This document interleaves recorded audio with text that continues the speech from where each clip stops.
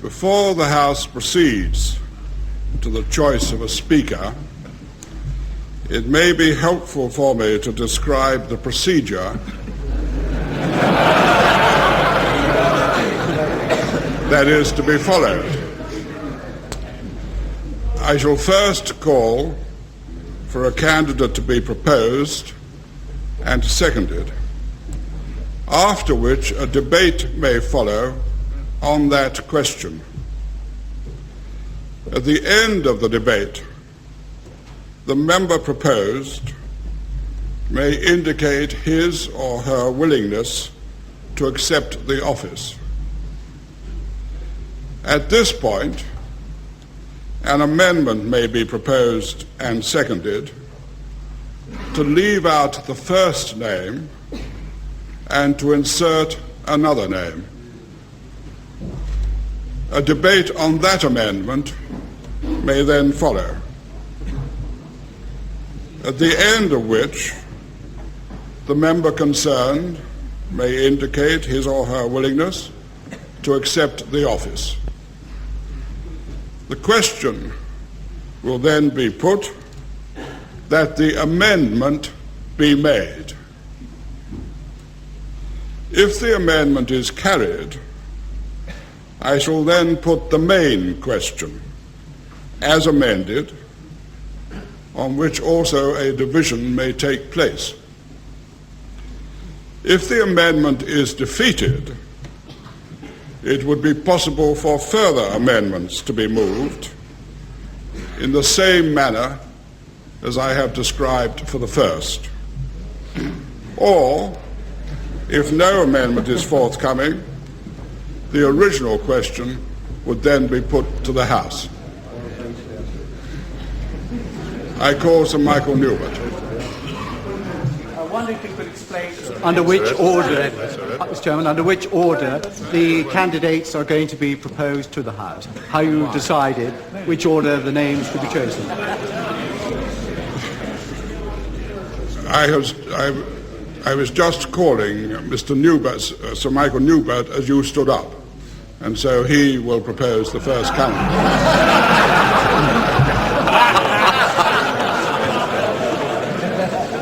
Sir Edward, I beg to propose that Mr. Peter Brooke to take the chair as Speaker of this House.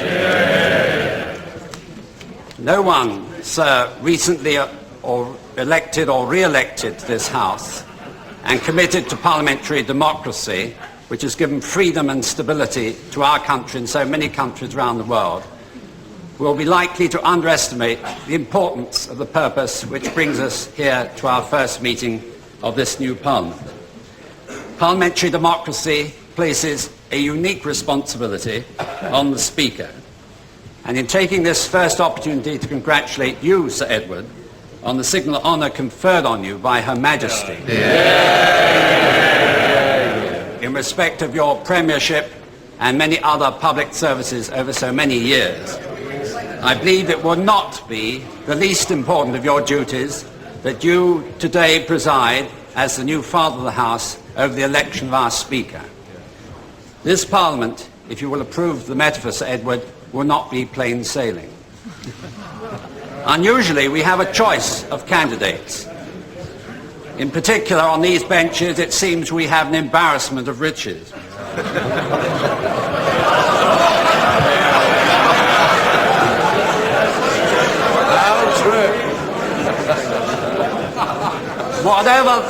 Whatever the House eventually decides, it obliges us all to choose between friends and members, honourable and right honourable alike, an invidious start to the new session.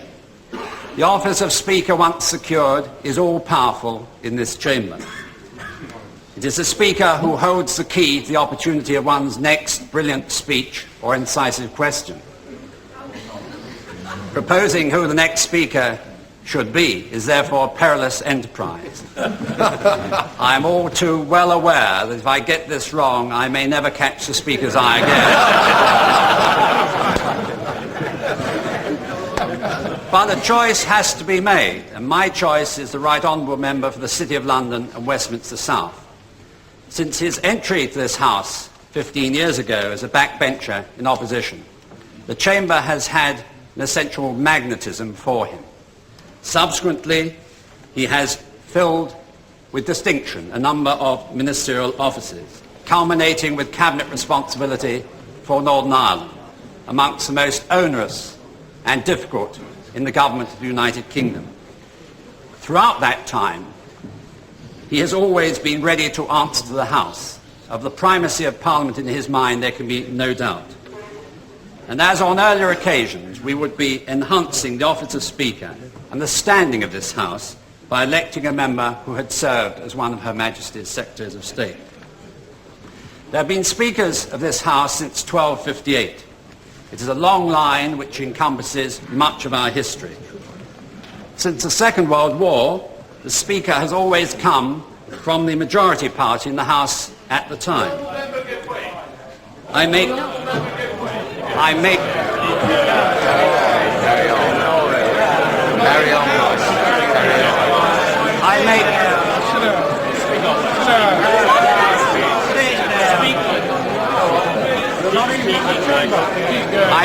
no special point about that.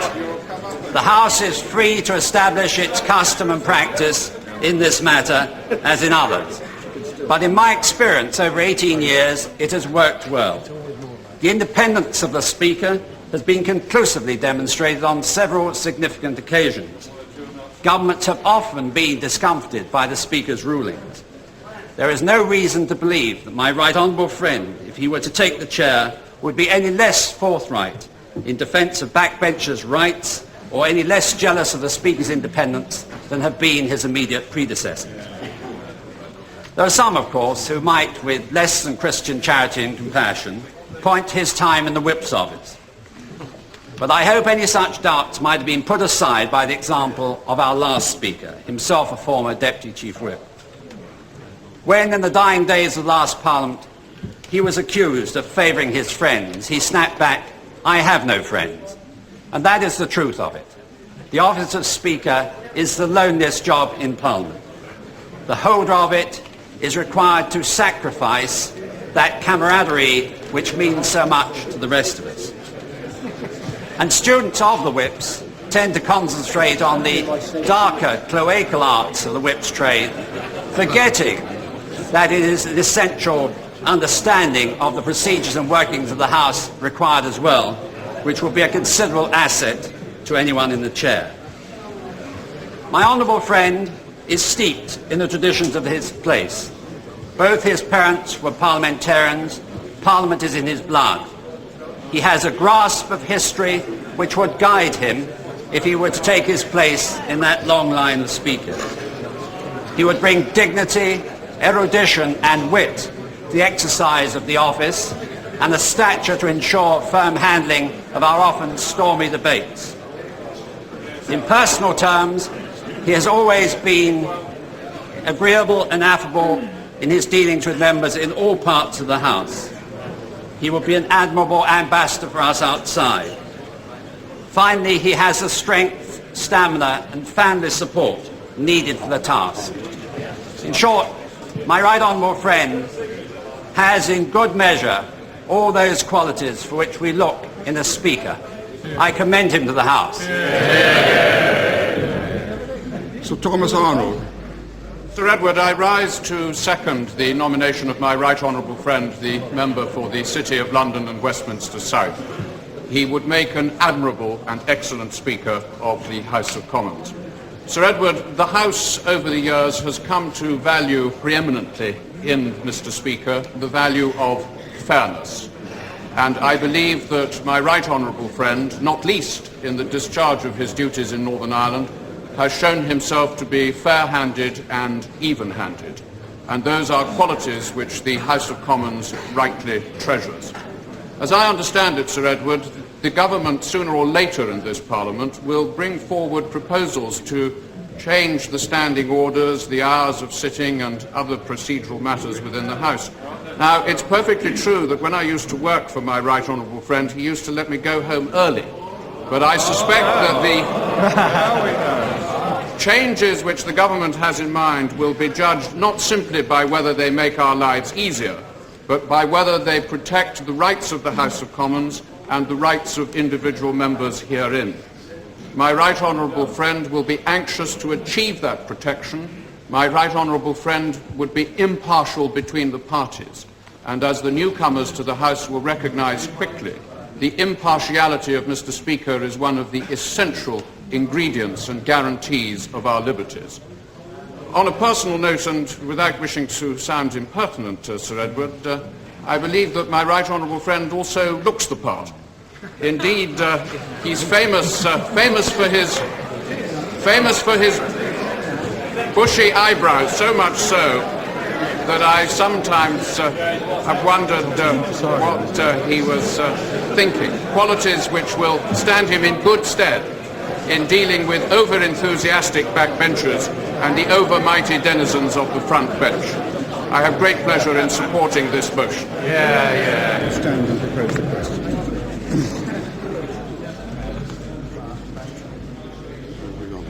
The very bottom. The question is Mr. Peter.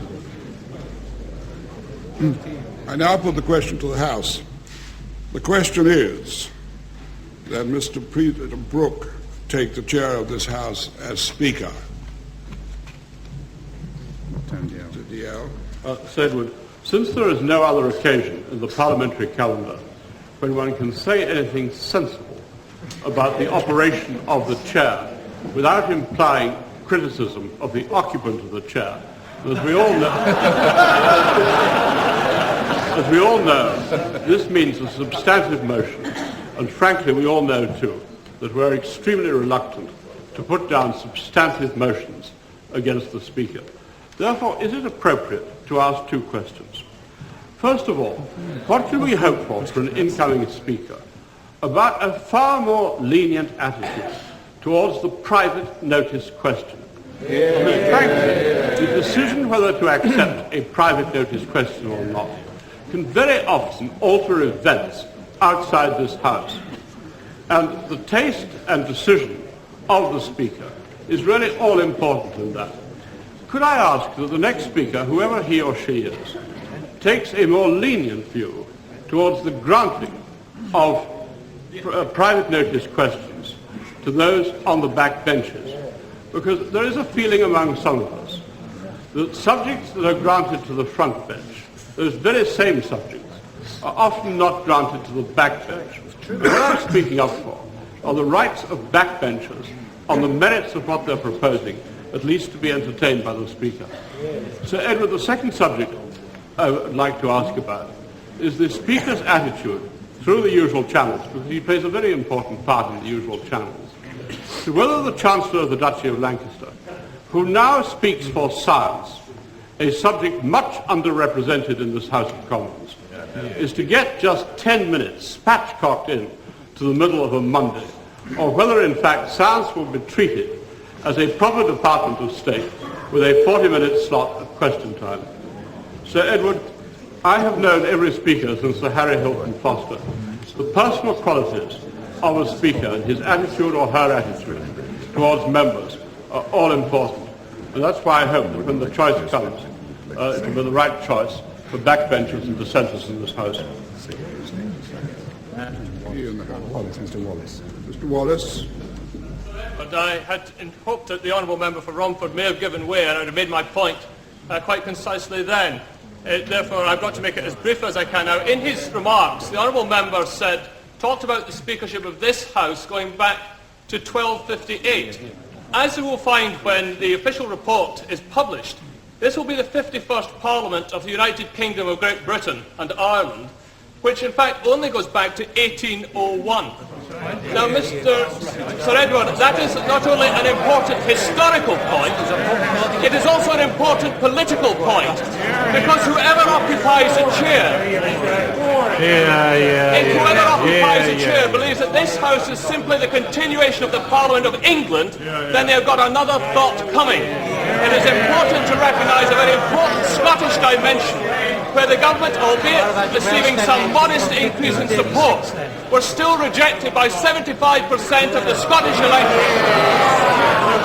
And one would hope, Sir Edward, that the right honourable member who is being proposed, or any other person who is proposed occupies that chair, that they will be sensitive to the very real different political situation which exists in Scotland. And Wales. Mr. Benn. Mr. Benn. Sir Edward, you and I have sat in 13 parliaments under 7 speakers, and I think we are the last remaining members of the House who saw Adley and Churchill at the dispatch box and heard the last King's speech from the throne. And we were elected the same year. You're the father of the House. I was then the baby of the House. I must now be the uncle of the House. And in that capacity, I want to speak. But my honourable friend, the honourable gentlemen who've spoken, have introduced, in my opinion, the most important element into this debate, which is about the speakership itself. I once, as a young member, moved a motion of censure on the Speaker, a very daring thing to do, for which I paid a heavy price. But I did it because he refused me an emergency debate on the possibility of military action in Oman. I was kept out by Harry Hilton Foster on the grounds that I was a peer, so I have had conflicts with 1 or 2 other speakers as well. But I want, if I may, to try, before we come to the names, and I have a candidate I strongly wish to support, to point out that this is a House of Commons matter, and previously speakers have been chosen by patronage, by nudging, by winks, through the usual channels, which are the most polluted waterways in the whole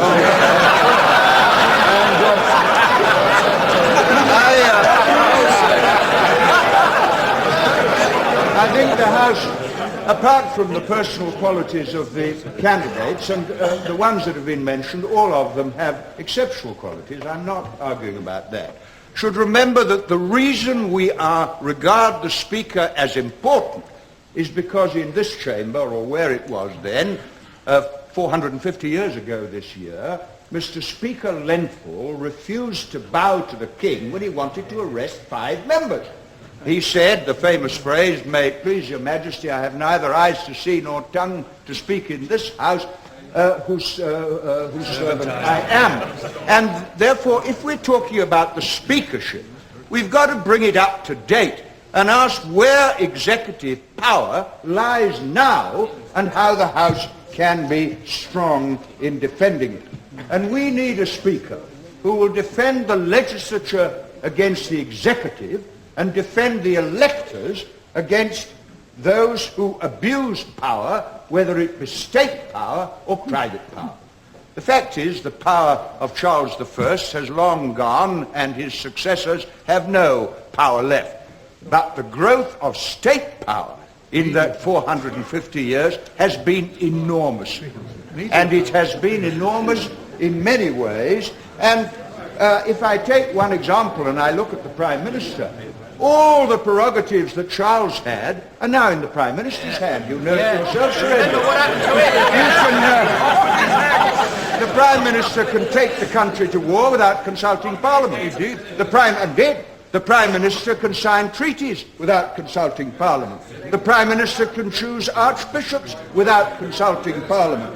The Prime Minister can create peers, and the last 10 have created nearly 900 members of the other place without consulting Parliament. And I might add, the Prime Minister can agree to laws being made in secret in the Council of Ministers in Brussels that take precedence over our laws without consulting Parliament, and other powers as well.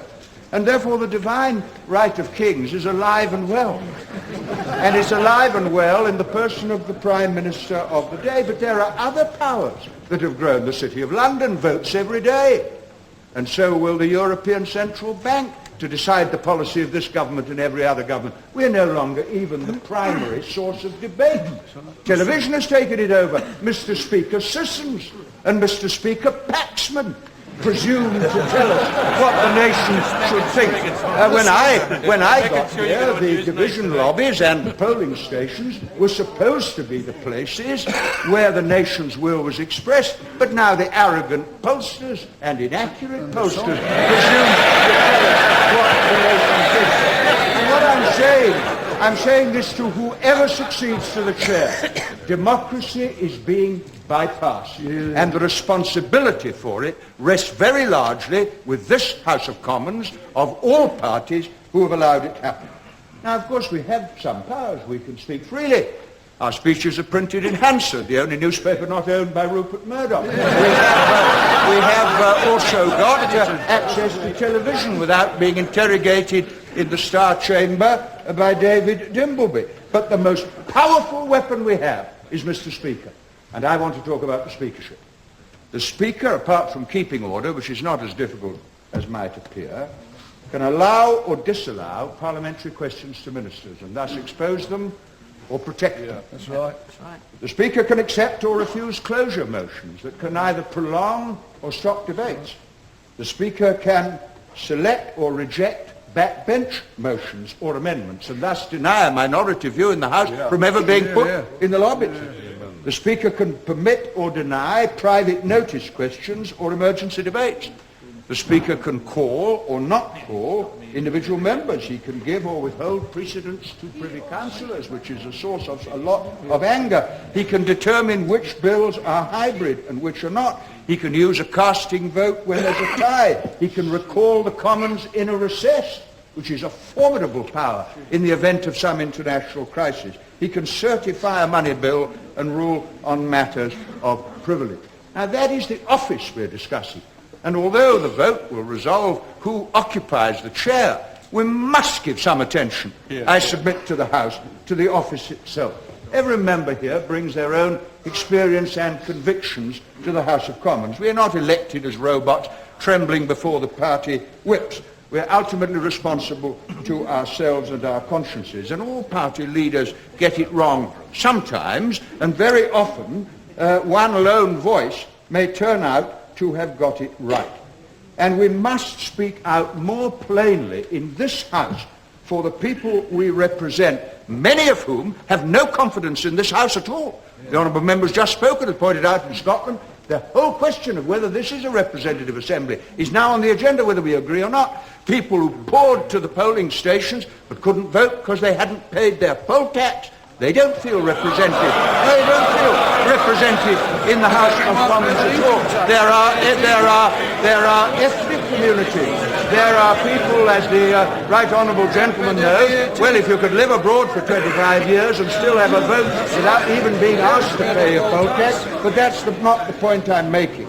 The point I'm making is that we must not have another little cosy election for a speaker without recognising that these are very difficult times. I believe myself, and I've been here a long time, we need a reforming speaker. We modernise everything, but the speakership goes on. We need the speaker to call more members from minority parties and more minority members from other parties. We need more debates on emergency matters. Why should all the television cover something we won't discuss because the business of the House is a trifling amendment on a government bill when everyone else is discussing something else? I would like to see a speaker demand better conditions for the staff who work in this Palace of Westminster, including, may I say, comprehensive and complete childcare provision for many, many parents who've come to the House. I'd like to see a speaker allow Westminster Hall to be used so we don't leave pensioners freezing out in the winter when they come to lobby their members of Parliament. I'd like to see the Strangers Gallery renamed the Electors Gallery. We never caught up with 1832 when this place was done. And I must say I'd like a speaker who didn't wear a wig every day because it's so intimidating. We've got to have a speaker.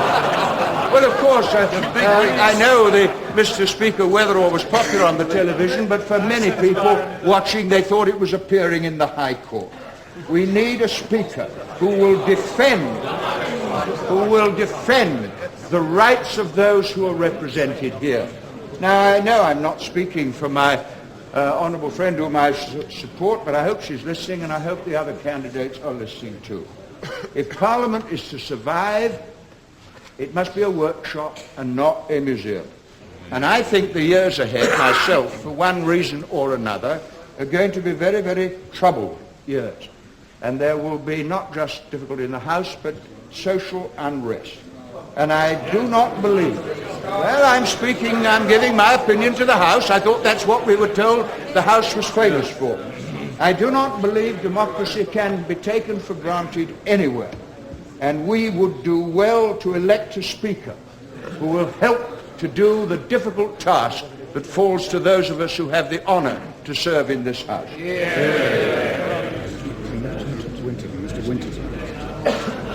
I would like to follow the right honourable gentleman who's just sat down, but relate my remarks entirely to this House of Commons, not to anything outside. I believe it is absolutely vital that this House should elect as Speaker somebody who believes in the integrity of the House of Commons, is prepared to safeguard the ability of this House in monitoring the executive and government. Year by year, the ability of this House to monitor the executive, I believe, has been increasingly eroded. We want a Speaker who is committed, Sir Edward, to this House and its ability to hold government to account. We want a Speaker. We want a Speaker. Perhaps.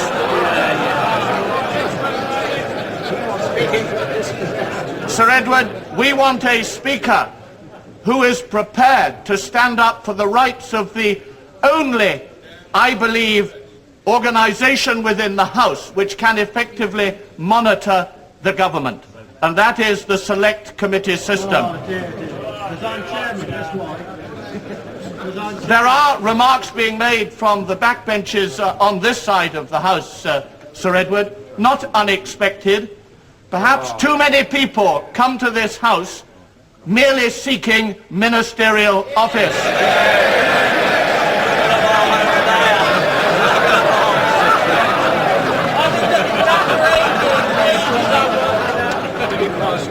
There are some of us, Sir Edward, who never anticipate the call, who do not sit by telephones waiting for the call to ministerial office.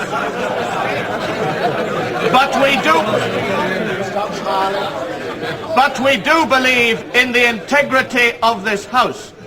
And I believe that the right honourable gentleman, the member for Chesterfield, who has just sat down, was reflecting a deep concern that is felt by the people of this country that backbenchers are not adequately safeguarded in this place, and that the ability of this place to monitor the executive is not powerful enough. So in considering the nominations for Speaker today, Sir Edward, I do hope that this House will be proud of its power, of its authority, of its integrity, and will elect a Speaker that will honour and cherish and safeguard the authority of the House of Commons itself. Mr. Peter Brooke has been proposed and seconded, and I now give him the opportunity of submitting himself to the House if he so wishes. Sir Edward, I am grateful to my honourable friends who have proposed and seconded me in terms much more generous than I warrant. I join my honourable friend, the member for Romford, in congratulating you, Sir Edward, not only on the office you now hold in this House, but in the place you hold in the Order of the Garter. Once upon a time, Sir Edward, I was the first ever headhunter in the United Kingdom, widely condemned as an interfering reformer in ancient and traditional practices. But now, 30 years on, content in the knowledge that a commercial acorn has become a respectable forest of oaks. A characteristic of a headhunter is a preoccupation with the specifications of a job. One such specification for the task of Speaker of this House was written by the great Dalyell, the 19th century editor of the Times when it was called the Thunderer, who began imperturbable good temper, tact, patience and urbanity an absence of bitter partisanship in his previous career. Confronted by such a litany of perfection, any candidate must be cowed into instant humility. For myself, I shall essay, but not achieve, the standard of humility set by King Lobengula of the Matabele, whose first loyal address to Queen Victoria began with the words, "We who are but as the lice on the edge of your Majesty's blanket."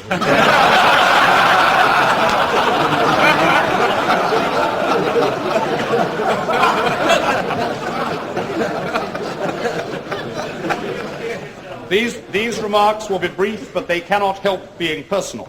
I shall try and avoid the example of the peer at the turn of the century, whose memoirs were held up for 3 weeks because the printers had run out of the capital I.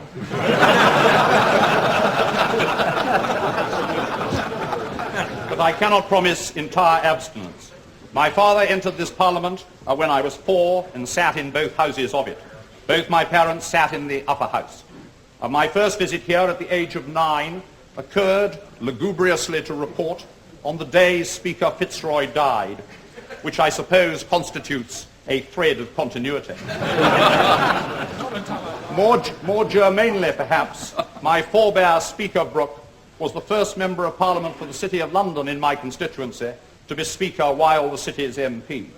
He lasted 5 weeks in the summer of 1554, before deciding, in the reign of Bloody Mary, and in an office which then often led to summary execution, that discretion was the better part of valor. I risk not following his example in saying to the Right Honourable Gentleman for Chesterfield that the events he described with Speaker Lenthal occurred 350 years ago rather than 450. Dalyell's specifications apart, no one should be a candidate for the speakership unless he admires and reveres this ancient house, and that I can plead to do. A candidate must also be confident his spouse understands what will be involved in the roles that both will need to play. My wife has experienced the representational life of a minister's wife and has a vivid and willing understanding of the role that falls to the Speaker's wife. I had recent grateful occasion, Sir Edward, to know the temper of this House towards me in a personal capacity. That event, however, occurred while I was a minister, and I have had therefore to ask myself whether it was appropriate for someone to allow his name to be proposed for this high office so soon after leaving government. For myself, the last case was that in 1959 of Sir Harry Hilton Foster, then the Solicitor General, who was the most recent MP for my constituency to be Speaker. His being a law officer was regarded as being unpartisan and therefore to admit of the transition. The Northern Ireland office is similarly unpartisan, at least between the two main parties, but as I say, it will be for others to decide what is proper. I can only say on a personal note that as of when I started that lonely and innovative business 30 years ago, I shall be my own man. I hold all the alternative candidates whose names I have heard in the highest regard. Some feel the competition for the office is in some sense improper. For myself, I count it as an index of the importance this House attaches to the speakership, and I count it as an honour to have been considered at least worthy of nomination. I am grateful to all those who have encouraged me to stand. Mr. John Biffen. I call on Mr. John Biffen to move an amendment. Sir Edward, I beg to move as an amendment to the question to leave out Mr. Peter Brooke and to insert Miss Betty Boothroyd instead thereof. Sir Edward, I would wish to associate myself with those who have congratulated you most warmly on the award of the Knight Garter and also on becoming leader of the House. Father of the House. And in that capacity, you will recall the occasion in 1951 of the contested election between Mr. Morrison and Major Milner. And I'm sure that my honourable friend, the member for Romford, when he talked about the contest leading to an invidious start to this occasion, was absolutely right in identifying a degree of ambience that there is on such an occasion. But I'll say this, I believe the House has reacted far more robustly in a far more adult fashion to that question today than it did in the embarrassments of some 40 years ago. And I think that is a tribute not merely to the House, but also to those who are offering their names for this great post of speakership. And I'll say only this, in respect of my honourable friend whom I'm seeking to exclude by this amendment. It has been a privilege to serve as a supporter to a minister who has shown such courage and courtesy in one of the most testing offices of state. And I know that similar qualities could be secured for each and every candidate. And so we will proceed to this whole business of deciding on a speakership, I think, in a healthy rather than in an embarrassed atmosphere.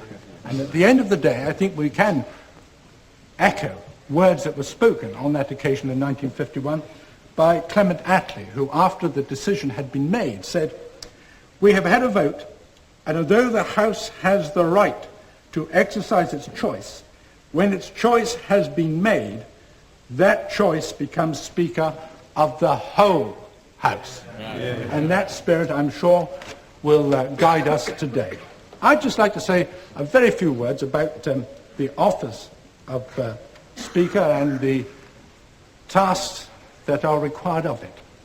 I think this, as has been said by the honourable gentleman, the member for West Lothian, is one of the few occasions one can, in a reasonably free atmosphere, talk about the office of speakership. I'd say that by far the most important aspect of it is contained actually in what has almost become a theme remark in today's wider publicity, namely order, order. For it is order, the securing of the framework of debate, which is absolutely essential for the freedom and the effective running of this House of Commons. And that isn't just to provide the circumstances for the agreement between the exalted, harsh words about the usual channels offered characteristically by the Right Honourable Gentleman Member for Chesterford. I must regard the usual channels as almost an art form, and without their effective operation, this whole place would be in a complete shambles in a very short time indeed. But what I do say is the task of a speaker is to require balance, and above all to see that dissent is not the prerogative of the lilac establishment in the Reform Club, or those who try and essay what are a permissible range of opinions. Dissent is very often the individual attitude, the pioneering determination of members of this House, and every time we come to decide a speaker, there should be the spectral presence of those like Alan Herbert or Eleanor Rathbone to remind us that individual members pursuing this place for the pursuit of social objectives or other objectives, then that's a role in which the Speaker has an absolutely crucial operation. And in making the choice, I'm sure that we will have to resolve, I don't do it in the ringing terms of the Right Honourable Gentleman Member for Chesterfield, but dissent, like truth, is many-sided, and in my view is often many-splendid. And that's a very important consideration for the Speaker in the operation of that task.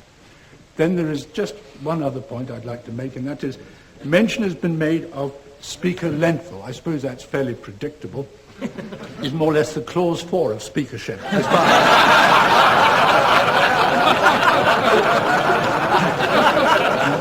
But I've always been much fascinated by the problems of eyesight which plagued Speaker Lenthal. It clearly has engaged the affection of successive parliaments.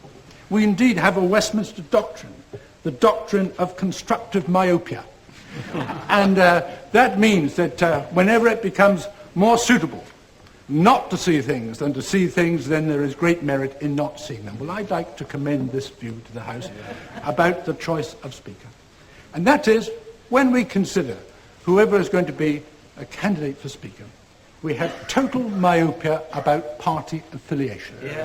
We have myopia about whether he belongs to a party that just won an election. We have myopia about whether or not that he is of a party that didn't have the speakership in the preceding parliament.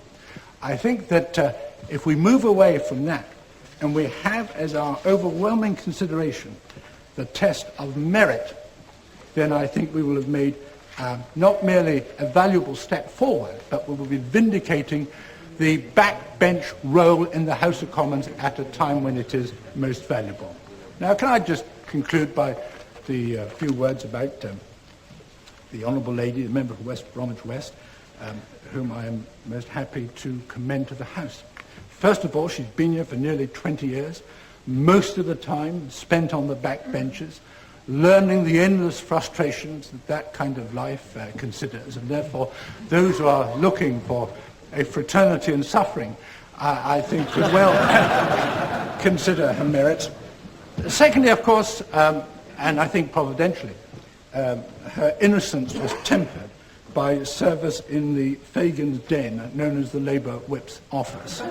And since it now seems to me service in the Whip's office is almost a sine qua non of consideration for speakership, I think that tells us something about either the Whip's office or the modern speakership. But what I do commend to the House is that since 1987, the Honourable Lady, the member for West Bromwich West, has been Deputy Speaker. During that time, she has exercised, often in difficult circumstances, a role with authority and courtesy. And I think that if I wanted to make the recommendation, I would say merely look at the record, look at the experience. It is, alas, something only known to part of the House this afternoon, because many come for the very first time this afternoon. But they must take it on recommendation and not on experience.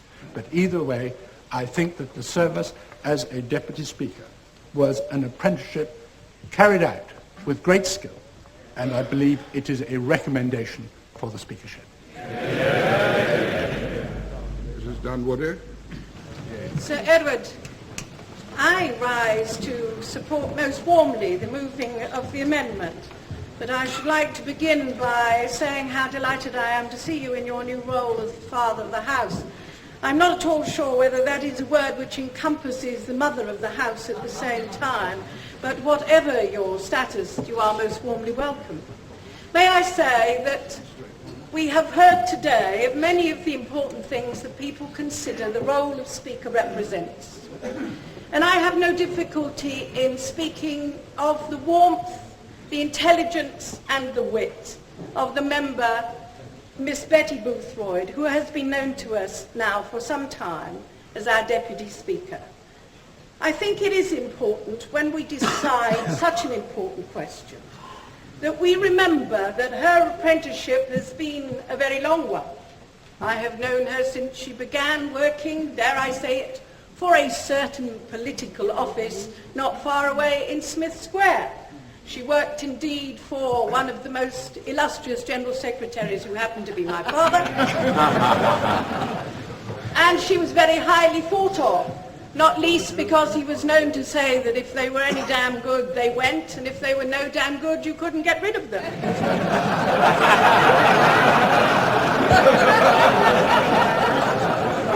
She, of course, was one of the ones who moved on. But like many women, she had to fight very hard to get into this house. Hers has not been an easy apprenticeship.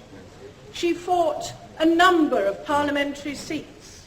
She worked very hard not only for other members of the Labour Party, but for elected representatives generally. During the time that she has been a member, she has represented this House in NATO, in the non-elected European Parliament, and indeed she has served her apprenticeship in the Labour Whip's office. This is a combination which is extremely difficult to beat. Everything that the usual channels think of such a speaker would have heard of already. Every pressure that was put upon this Parliament by those who think more often in committees and in European terms than in the rather robust way in which this particular Parliament behaves, will find themselves dealing with a lady who understands only too well that the protection of the rights of the United Kingdom, and that is what this Parliament is, a Parliament of the United Kingdom, reside here in a Parliament which has had time enough to make its excuses, to learn new ways and to develop slowly over the centuries. Only one group have found it very difficult to be fully represented here in the numbers in which they should have, and that is, of course, the women. It is time that we had in the chair someone whom we will vote for, not just because she is a woman, but because she is a woman parliamentarian whose intelligence and ability has proved itself time and time again in the protection of all members of Parliament of all parties. The House of Commons is at its most endangered when either front bench seeks to unduly influence the Speaker. It is not unknown. It has actually happened that my side of the House might from time to time want to persuade the Speaker of particular aspects of the importance of the way in which debates are handled.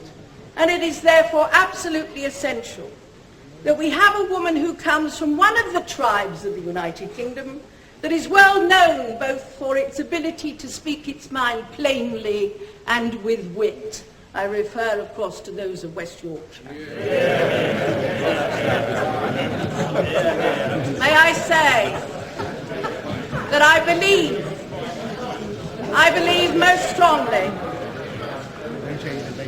that this is the opportunity for the House of Commons, above all, to demonstrate its commitment to the interests of every one of our electors, not by seeking only to consider the interests or the rights of those who have come through the establishment, however strong their commitment to the interests of the House of Commons, but above all by putting first and foremost the candidature of someone who we regard with affection, with respect, but above all secure in the knowledge that it will be the House of Commons that she protects. It is the House of Commons that is her priority, and it is for the House of Commons that she will speak with great force and great clarity. I am delighted to second the candidature of Miss Betty Boothroyd.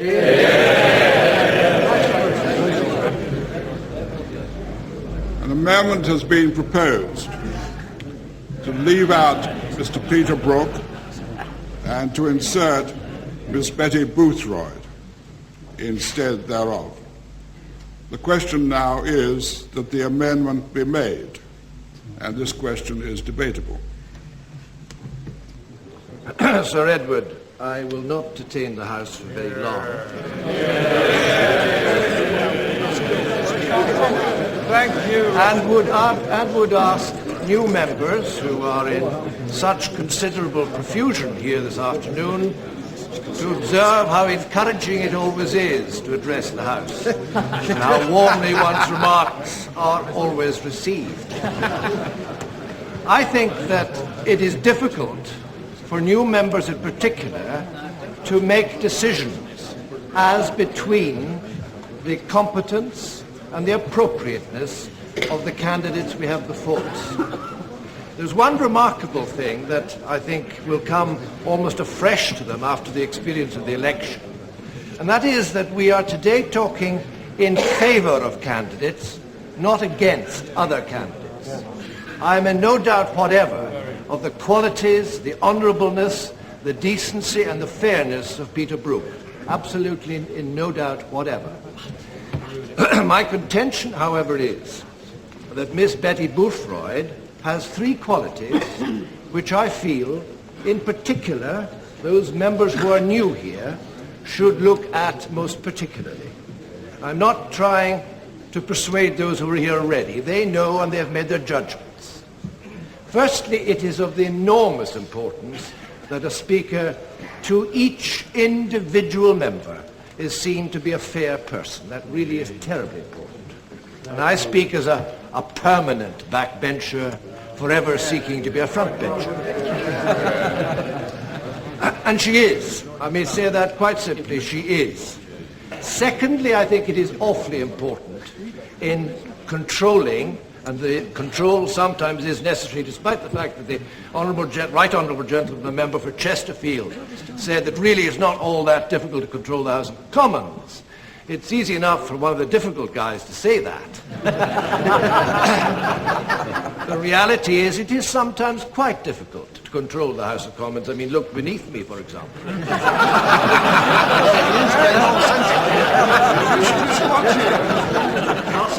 And I think that Miss Betty Boothroyd has that essential sense of humour, which is quite vital in doing this, in a way which doesn't offend people or anger people.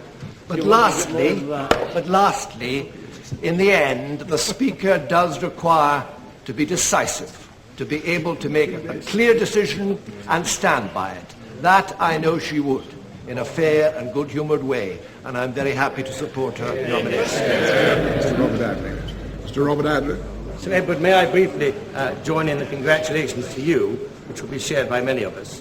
And may I support the motion so ably put by my honourable friend, the member for North Shropshire, on behalf of the honourable lady. It is a strange place, this. We spend our time legislating, telling the rest of the world how to train, how to modernise, and the one thing we never do is train ourselves, train new members, tell anybody about the job they're supposed to be doing. And I don't actually think it's in any way a disadvantage that the honourable lady has had 5 years' experience. Frankly, I should have thought we would have, if we believed in training, we would regard that as a positive advantage. I take issue only with the honourable lady of the crew. Frankly, the fact that the honourable lady for West Bromwich is a woman is of total insignificance as far as I'm concerned. It's a difficult task we're faced with today, Sir Edward, because certainly from this side of the House, we have 3 or 4 candidates, all of whom will be known to many of us for 15 or 20 years or more. And so we are faced with a difficult task. But I finish really with this one thought. One of the points that our Select Committee on Members' Interest has looked at has been lobbying. I have found some of the activities undertaken in the last few weeks particularly unattractive insofar as the Office of Speaker is concerned. It's one thing to lobby for someone who wants to be Joint Secretary of the Conservative Backbench Social Services Committee when a vote is taken in secret. It's altogether different, Sir Edward, when we stand up and we have to march through the lobbies and everybody throughout the country will know our decision. I believe the Honourable Lady has served us well and would serve us well in the future. I hope that if she doesn't get the job, none of those who succeed to her will bear me any ill will for what I've said. I think that a non-partisan, cross-party consensus, if it can be achieved, is the best, and on that basis I have pleasure in supporting the Honourable Lady's nomination. Very briefly, Mr. Sir Edward, it is only for me to say that I've listened to this debate. I have no objection whatever to the people who have been put up on our side of the House. However, if it becomes necessary, I shall vote for the Honourable Lady, the member for West Bromwich West. I hope it doesn't come to that. She has shown her credibility and her experience. I have the very greatest pleasure in supporting her.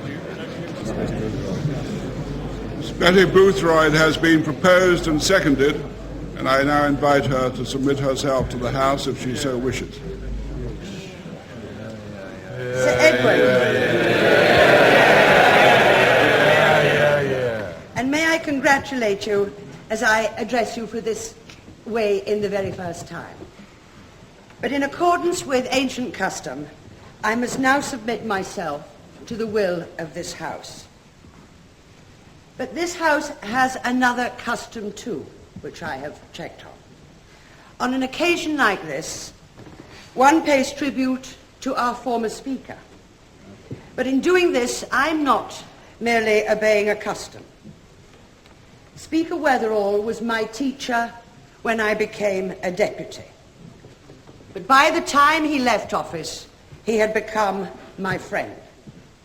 He once said, it's quite true, that a speaker has no friends. And I think in his case, he was only speaking part of the truth. It's true that a speaker must have no favourites, but Speaker Weatherall had a legion of friends. And with this House to come to a certain decision today, it will be my hope to take my place among the honoured speakers of the past, whose number certainly includes Jack Weatherall.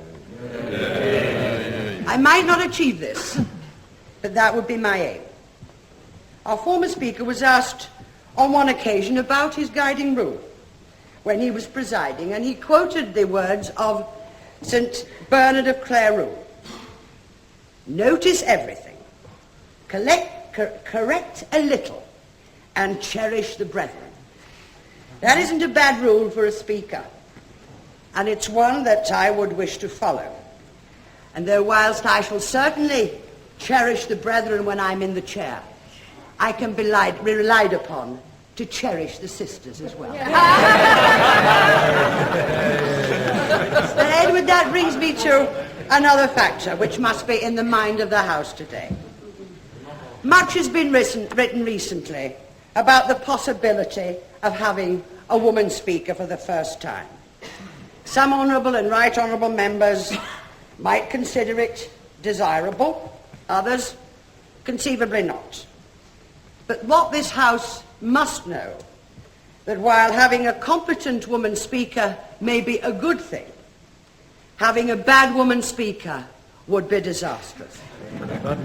It would be a tragedy for this House, and it would be bad for the country, and it would be bad for the cause of women everywhere. Now, Sir Edward, I know that on occasions such as this, the House can be somewhat sentimental. And there's nothing wrong with sentiment in some circumstances. But you know, when it comes down to basics, the House is essentially hard-headed. So I don't need to urge this House today to make its decision only on the grounds of the qualities which have been revealed by my conduct in the chair and by my membership of this House.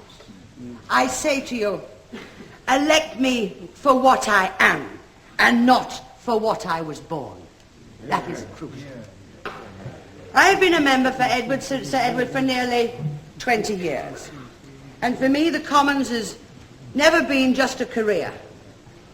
It's my life. I've known it in all its moods, sometimes very dull. Though even at its drowsiest, it's always capable of erupting at the most unexpected moments. And I've known it, unfortunately, docile too, before the executive. I've known it sometimes mutinous, and I've witnessed moments which are the very stuff that our history is made of. And now, you know, there are millions outside this House who share the experiences that we all know here. The introduction of television into the chamber has meant that whatever happens here is seen not only in this country, but is broadcast to living rooms thousands of miles away. And though I certainly understand the emotions which are aroused in this chamber, and I've every sympathy with the very strong and robust feelings which are so often revealed, these people at home and abroad, I know, expect the highest possible standard of conduct from us. I've been a deputy speaker, but always at heart, I've been a backbencher. And except for a period of 16 years ago when I was in the Whip's office, that has been my position. I've never sought and I've never expected to occupy one of the great offices of government. It's true I've seen Administrations grow enormously in size in the last 20 years. I've always been conscious, though, that it's the backbenchers which provide the overwhelming majority of the House when all is said and done. And whoever takes the chair will have one overriding responsibility: to safeguard the rights of all the members. I wish now to thank the Right Honourable Member for Shropshire North, who has been robust in my support since it became apparent that a new Speaker was needed. And I also wish to thank the Honourable Lady, the Member for Crewe and Nantwich. As she said, we've known each other for many years, in this House, on our party's National Committee, and in the European Parliament. To both of them, I am grateful for the faith that they have placed in me. I must mention here also the honourable members who have voiced their support for me this afternoon. If that faith is extended by other honourable and honourable members, I shall, of course, endeavour to justify it. Sir Edward, I realise the weight of responsibility. It is something more massive, more demanding than anything I've known before. I'm comforted by the fact that this feeling can't be unique, that almost every speaker would have felt similarly in the past. Like them, I'm conscious of my limitations. Like them, I shall endeavour to discharge my duty to protect minority rights without ignoring the fact that majorities have rights as well. It will be a lonelier life than I've ever known before. No longer part of the camaraderie of the Palace of Westminster, though occasionally that's a little patchy. No longer sustained by my party alone, though that's even patchier.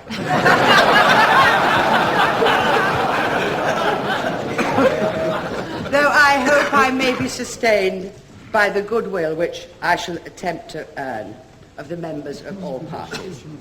I well remember a former member of this House recalling at a previous election of this kind the qualities which another speaker had outlined 400 years earlier.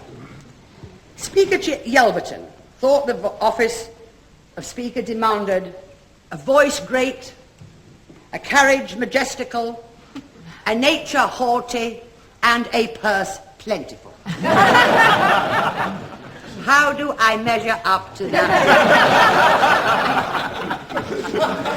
Not very well, I fear. I certainly don't possess a purse plentiful.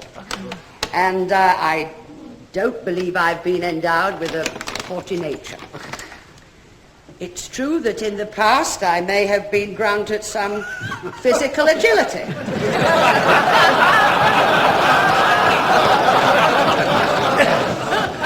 But my carriage isn't all that majestical now. So what's left? Perhaps only what Speaker Yelverton described as a voice great. Honourable and right honourable members with previous experience here know that I can use that voice strongly, in fairness and in justice when the occasion demands. Sir Edward, I now have to offer myself as the voice of the House, sensitive to the concerns of every member, aware of the supreme duty of the Speaker to safeguard the rights of this House, abandoning all my previous commitments to party, and content to serve this House for as long as it may require me.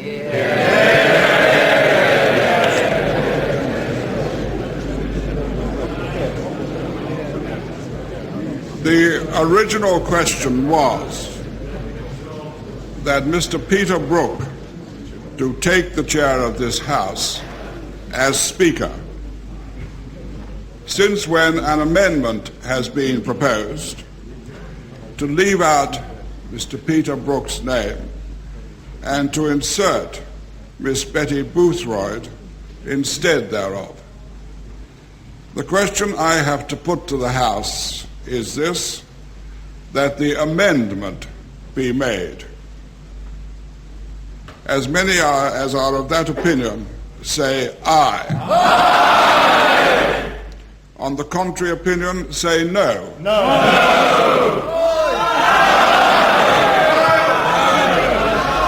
I think that the ayes have it. No. Just say division. Division.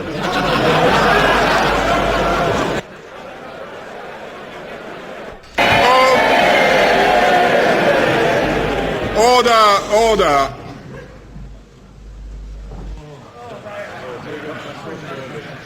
The ayes to the right, 372. The noes to the left, 238.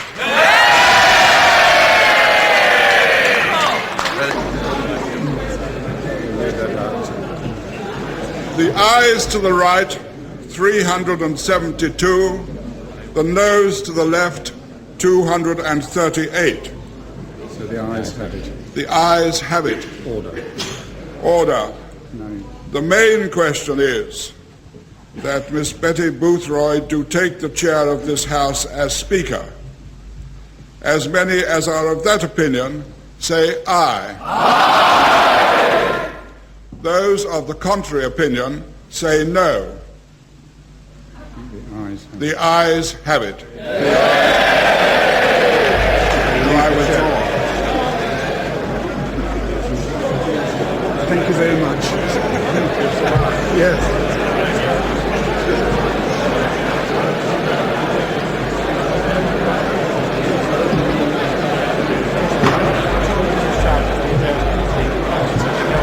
After the decorative speeches, yes.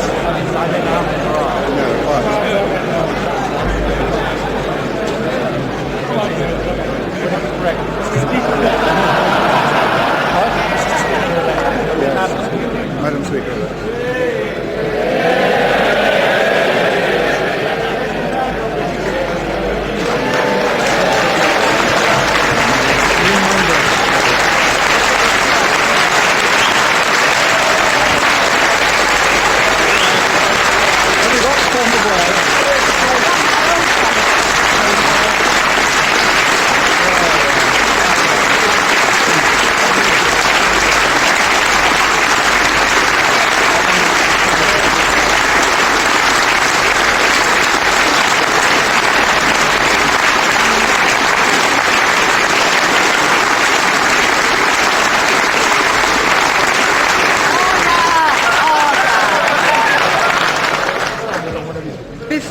I take the chair, I wish to thank the House for the very great honour it has bestowed on me.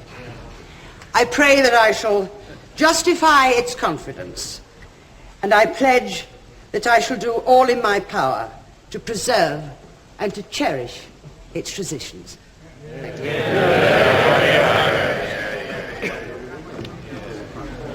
Prime Minister. I must wait for the mace. Prime Minister.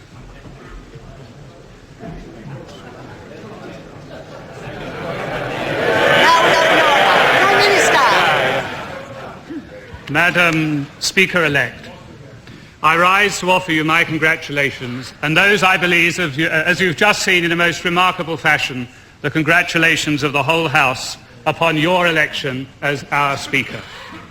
Many will remark that you're the first honourable lady to assume the awesome responsibilities of Speaker. I shall not dwell upon that point, except to note that today you have certainly made history. But to me, it seems that it is why you have made history that is relevant. You have become our Speaker-elect because this House trusts you. It believes you enjoy in abundance the qualities necessary to protect and sustain the House and to safeguard its rights. It is for those reasons and none other that you have become our Speaker, and I offer you my warmest congratulations. Perhaps you will permit me also, Madam Speaker-elect, to congratulate my right honourable friend, the member for Old Bexley, for chairing our proceedings so skillfully, for becoming Father of the House, and for the very signal honour upon becoming a Knight of the Garter. I hope he will have many more distinguished roles, both as Father of the House and as a Knight of the Garter. Today was historic, Madam Speaker-elect, for another reason. This was only the third contested election for the speakership this century, and only the sixth since 1800. The fact that it was a contested election adds, I believe, to your success and in no sense detracts from it. It will enhance your authority in this House, and it reflects also the richness of experience available to us in choosing our Speaker. And here I wish, if I may, to pay tribute to those honourable and right honourable members who were prepared also to place their wisdom and their experience at the service of this House. This election has been a House of Commons occasion. Those of us privileged to be present will not readily forget the occasion. Members from the longest serving to the most newly arrived have expressed their own individual preferences. And so they should, because you, Madam Speaker-elect, have now become the guardian of the rights of this House and of each and every individual member within it. The holder of the office of Speaker needs a vast array of talents and of virtues. She must know when to turn a blind eye and when not. She needs a quick mind and a ready wit. She must be unfailing in her impartiality. She will sometimes need the wisdom of Solomon, and if I'm strictly honest, she will sometimes need the patience of Job. I suspect, Madam Speaker-elect, all your predecessors will have found their patience sorely tried from time to time. Not least, of course, Sir Fletcher Norton, Speaker in the 1770s, who was apt to cry out during a tedious debate, "I'm tired, I'm weary, I'm heartily sick of all this."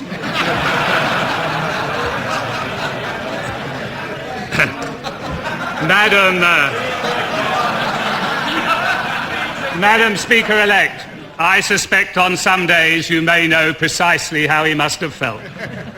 Indeed, when I heard the expectations of the Right Honourable Gentleman for Chesterfield and my honourable friend for Macclesfield, the remarkable expectations of the new Speaker, I wondered if any of the candidates would remain, though thankfully they did. I have no doubt, Madam Speaker-elect, that you will meet the necessary and demanding qualifications. No doubt, because we have seen you display them in your 5 years as Deputy Speaker. In some respects, your job will be different from those of your distant predecessors. You no longer have to face the personal, physical dangers that existed for them, nor, I promise you, the rough treatment meted out to the Speaker of the Rump Parliament by the then member for Huntingdonshire.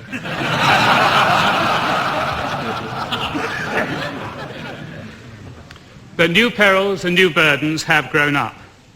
Day after day, you'll be heard and seen by millions of listeners and viewers. You must deal with the steady growth and complexity of parliamentary business. The halcyon days of Mr. Speaker Popham have long gone. In Francis Bacon's words, when Mr. Popham was Speaker in 1581, and the lower house had sat long and done, in effect, nothing, coming one day to Queen Elizabeth, she said to him, "Now, Mr. Speaker, what hath passed in the lower house?" He answered, "If it please your Majesty, 7 weeks hath passed."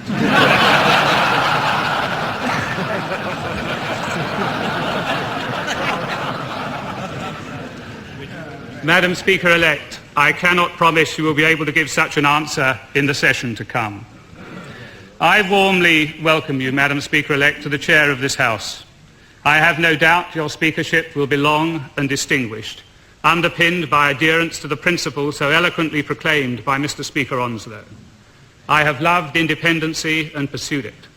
I have kept firm to my original principles and upon conscience have never deviated from them to serve any party course whatsoever. Madam Speaker-elect, the election for Speaker is over, and this House has chosen you by vote and then by acclaim. As you embark on your historic role, I should like you to know that you do so with our warm good wishes and our sincere congratulations. Mr. Neil Kinnock. Madam Speaker-elect, I share with the House delight at your election. And if in any part of the House there was any form of reservation, surely it must have been removed entirely by the way in which, at the point of your election, you stood there at a time when you could have been expected to be overwhelmed with a certain emotion and gave instructions that the mace should be put in its appropriate position. That's what my children would call very cool. And I think that that coolness has stood you in good stead over many years and will be of great benefit to the House during what I hope is going to be a long period of office. In part, my pleasure, of course, Madam Speaker-elect, comes from the respect and affection in which you are held throughout this House, and which, on the basis of a personal friendship, which shall not cease, despite the fact that our relationship politically, obviously, has been severed within the last 10 minutes or so, that respect and affection is widely held and has been so well earned. But I also celebrate your election because of the fact that you are a woman. After 6 centuries and 154 previous speakers, your elevation to the chair could hardly be described as an overnight success for womankind. And I do heed your admonition in that brilliant speech that you gave earlier, that you should be judged on what you are and not what you were born. But I would say, without differing in any way from you, that I regard your election by an overwhelming majority to the chair of this honoured House of Commons to be a step forward for the majority of the people of the United Kingdom who, after all, share your agenda, Madam Speaker-elect.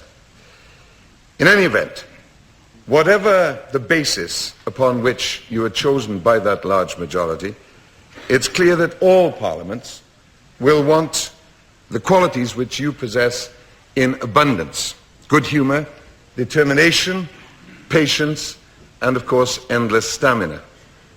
You come to the chair, of course, with special assets. Your previous careers have in more ways than one equipped you with balance and poise. As I'm sure the Baroness Castle would be first to testify, anyone who was a secretary of hers had to have a certain steely gracefulness. Let's put it no higher than that. And you have a clear-headedness and precision which is widely recognized in this House and which I saw manifested very frequently in the very testing environment of the National Executive Committee of the Labour Party some years ago. Most of all, Madam Speaker-elect, you have full possession of the powers necessary for the speakership of this House. They are, of course, not powers which are to be found in any formal rules or standing orders. They are powers of instinct and judgment, of wit and fairness. And they come not just from the knowledge that you have of the nature of human beings, but also in particular the understanding which you have of the psychology and, dare I say it, the neurology of the subspecies of Homo sapiens to which we all belong in this House, political animals. It requires a particular skill and experience to have a full awareness and knowledge of this subspecies, and I'm sure that the House has done itself a considerable favour in electing an expert to the chair.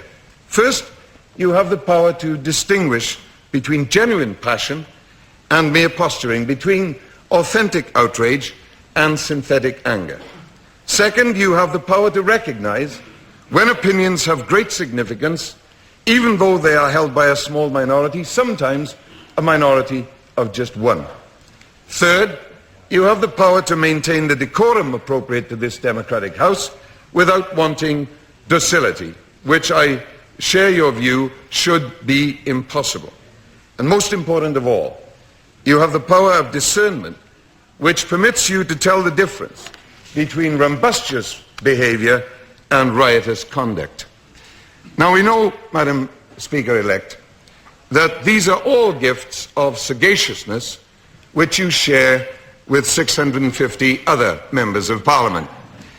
Doubtlessly you'll occasionally have the benefit of their advice, and from time to time you can expect one or two members generously to offer their help with one of those points of order which we all know to be motivated entirely by a cherubic desire to be constructive. you'll know how to deal with those points of order. Of that I have no doubt whatsoever. I, for one, will simply put my trust in your qualities and in your sense of responsibility rather than depending upon the sporadic counsel of others. When it comes to guiding the House, I say better the Speaker we have elected than the talkers that are self-appointed. Or if I may permit myself one very last familiarity, Betty the Speaker we know than the devils we know only too well. Madam Speaker-elect, I congratulate you. I wish you a long and fruitful time in the chair. And I say with the greatest warmth and sincerity, may all of your points of order be little ones. Mr. Peter Brooke. Madam Speaker-elect, I cannot guarantee that every speech I make under your speakership will be as brief as this one, but I would want to be among the first of the backbenchers to rise and congratulate you on your elevation to the chair. It is a very moving thing to take part in history. I congratulate you from the bottom of my heart.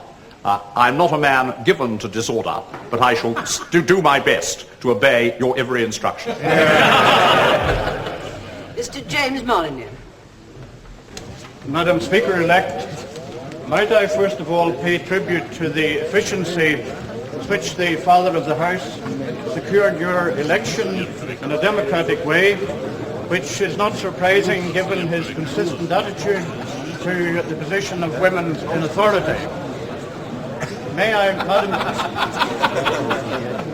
Madam Speaker-elect, may I, on behalf of my right honourable and honourable friends on this bench, congratulate you most warmly because we have had over the years experience of your scrupulous fairness, your protection of minorities, and I know that you will bear in mind, as you have already pledged yourself to look after the interests of the United Kingdom, you will bear in mind the fact that although there are some of us who are minorities here in this House have a rather different status in the various component parts of the United Kingdom which we were sent here to represent. Mr. Paddy Ashdown.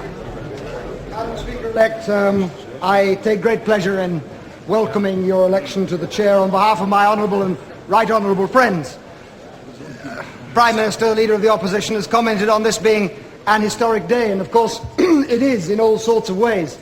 I know my colleagues and I will, I suspect with quite a few others, cherish in particular the fact that the first vote we cast in this Parliament was at least a winning one, even if others may not be. But there are three other good reasons for us to be particularly pleased that that was a winning vote and that we have your skills and abilities in the chair of this House. The first is because of those skills and abilities which we've learnt to respect and admire over these last years. And we know that they will be carried forward in that position in the service of the House. And secondly, Madam Speaker-elect, for reasons alluded to also by the Prime Minister and the Leader of the Opposition, of course you were right, as were others, to say that this is not an occasion in which we should have voted for you or indeed against you on the grounds that you're a woman. We voted on the grounds of your skills, your abilities and your qualities. Nevertheless, it has to be a matter of considerable welcome, some rejoicing, that we now have our first woman Lady Speaker in the House of Commons. And lastly, Madam Speaker-elect, it has to be a matter of some pleasure to me and I suspect many others that after an election which has put the same party back in government for the fourth time on the basis of a mere 40% of the vote, that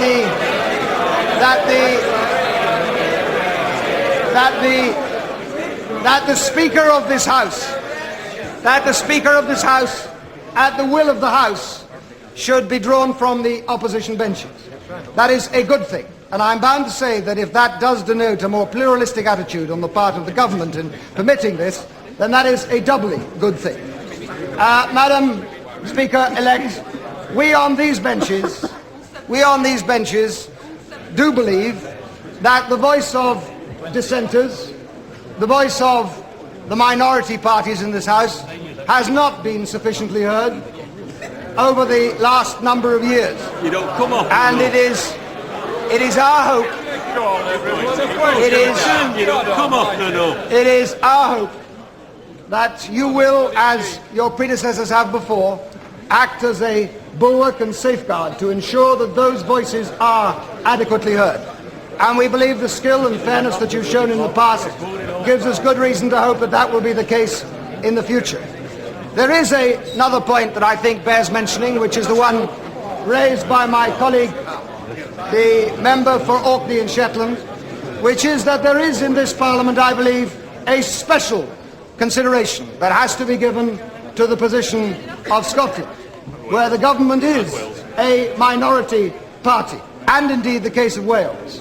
And we on these benches, and I believe on others as well, will take the view that that is a consideration we hope you will provide, and believe you will provide, in ensuring that the voices of those who represent those two nations of the United Kingdom are adequately and properly heard when the occasion arises. Madam Speaker-elect, you will need all your skill, all your judgment, all your sense of fairness in the job that you now have. We on this party believe that those will be deployed to the benefit and service of the House and of the nation, and we wish you well in the task ahead. Dr. Ian Paisley. Madam Speaker-elect, could I congratulate you on your election today to this high office, and could I give and convey to you the warmest congratulations of my honourable members of my party in this House. It is well known to this House, Madam Speaker-elect, that I have run foul of many speakers in this House and had the unique and honoured position of having myself and my whole party excluded from this House. So I'd like to say to you today that I am happy that you have been elected, because I think that a woman has a tenderness that some males don't have. Now, I'd like also to say that, of course, my friend and colleague from Northern Ireland, who leads the Ulster Unionists in this House, he doesn't have any women folk to go home to.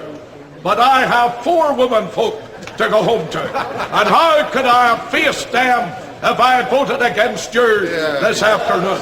I hope you will keep that in mind and be indulgent to the voice of Ulster in this House. Thank you. This today would not be complete without a point of order. Tony Back. Well, it will be, Madam Speaker-elect, a short point of order. Madam Speaker-elect, there were 2 members of this House who, at least that I know of, who did not vote for you, probably the only 2, that were wanting to. One of them was yourself, who didn't vote on a matter of principle, and one of them was me. And my reason was nothing to do with principle, because I have very few of those.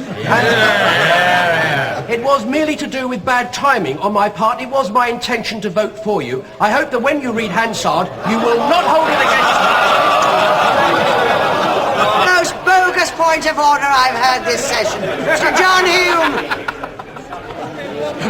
Madam Speaker-elect, I would like to join with the leaders of the other parties in this House, and as the leader of the minority party, in expressing our warmest congratulations to you on your election. And while I heard you say very clearly and agree with you that you were elected because of who and what you are and not what you were born, I think it's historically very significant that a place which has always taken pride in the title of Mother of Parliament has at last, after centuries, put a woman into the chair. And I think it's also historic because I don't think it takes too much thought to realise that you will be leading this Parliament out of the 20th century and into the 21st century. And I think that everyone would agree that we're delighted that we are being led out of this century, which has been one of the centuries of greatest suffering that the world has ever seen, into a century of hope by a lady like yourself. And I wish you well and look forward to working with you in this Parliament. Thank you. Mr. Tim Devlin. I wish you my warmest congratulations, Madam Speaker-elect.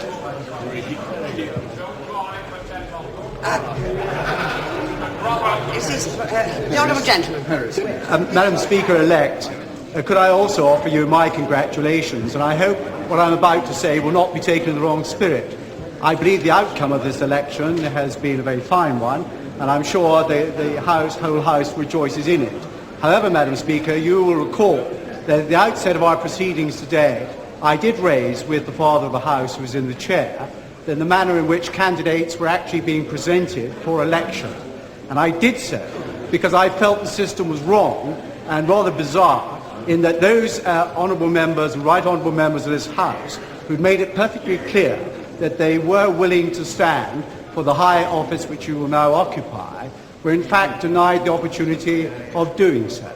All I ask, Madam Speaker-elect, is that in the fullness of time, perhaps the system of electing a Speaker should be reviewed in case there is another election in years to come, so that anyone who wishes to stand for that office should have the opportunity to do so and in a normal way, which we regarded as normal in any other election. Madam Speaker-elect, I beg to move that this House do now adjourn. Question is, this House do now adjourn? As men of that opinion say, aye. The contrary, no. I think the ayes have it. The ayes have it. Congratulations.